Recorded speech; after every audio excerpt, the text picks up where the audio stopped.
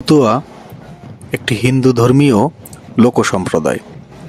মতুয়া শব্দের অর্থ হল মেতে থাকা বা মাতোয়ারা হওয়া, অর্থাৎ যিনি হরি নামে মেতে থাকেন বা মাতোয়ারা হন তিনিই মতুয়া। অন্য মতে ধর্মে যার মত বা বিশ্বাস আছে সেই মতুয়া। মতুয়া সংঘের প্রবর্তক শ্রী শ্রী হরিচাঁদ ঠাকুর।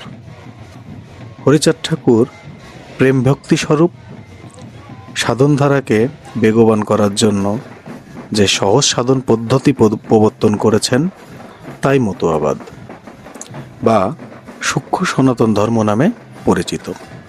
মতুয়াবাদ একেশ্বরবাদে বিশ্বাসী এবং তারা বৈদিক ক্রিয়াকর্মে আস্থাশীল নয়। এই মতবাদ প্রথাগত ধর্মীয় আচরণ ও জাতিভেদ প্রথার বিরোধী।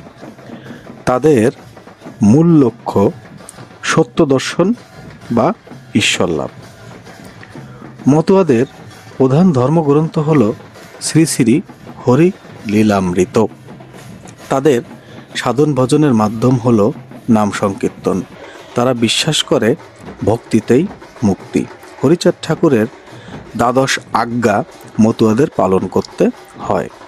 মতুয়া ধর্মে নারী পুরুষের সমান অধিকার স্বীকৃত এবং এতে বিধবা বিবাহ উৎসাহিত ও বাল্য বিবাহের বিরোধিতা করা হয়েছে।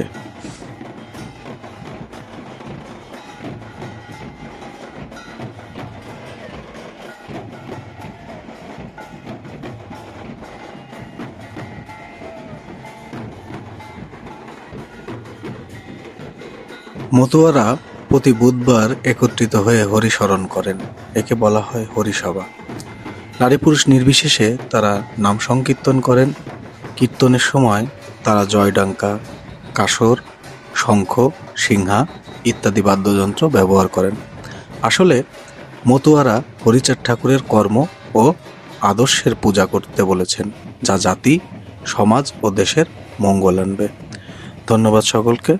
আমাদের আধ্যাত্মিক সনাতন পেজটির পাশে থাকবেন এবং কমেন্ট ও শেয়ারের মাধ্যমে সবাইকে জানানোর সুযোগ করে দিবেন। ধন্যবাদ সবাইকে।